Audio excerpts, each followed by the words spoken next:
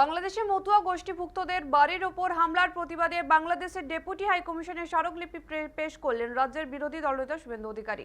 প্রসঙ্গত, বাংলাদেশের যশোরের অভয়নগর উপজেলায় ডহর সমিয়াটে গ্রামের বারোদা পাড়ায় হিন্দু ধর্মাবলম্বী মতুয়া সম্প্রদায়ের একটি গ্রামে আগুন ধরিয়ে দেওয়া হয়েছিল গত 22শে মে।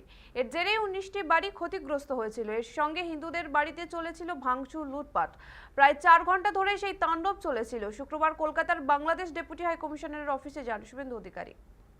তিনটে বিষয় নিয়ে এসেছিলাম যে আপনারা কি আইনত ব্যবস্থা নিয়েছেন, কারণ বাড়িগুলোতে যখন আগুন দেওয়া হয় তখন ফায়ার ব্রিগেডকেও ঢুকতে দেওয়া হয়নি।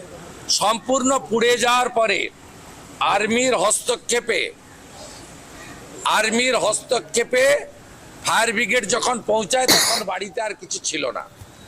আপনারা কি চাইছেন এখান থেকে হিন্দু পলায়ন? ওনারা বললেন 7 জন অ্যারেস্ট হয়েছে।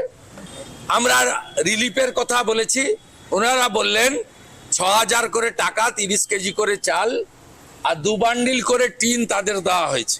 আমরা ইটস নট সাফিসিয়েন্ট, আপনারা নিজেরা পারলে করুন, নইলে বাংলাদেশে তো সরাসরি আমাদের রিলিফ পাঠানোর বা অর্থ পাঠানোর সুযোগ নেই।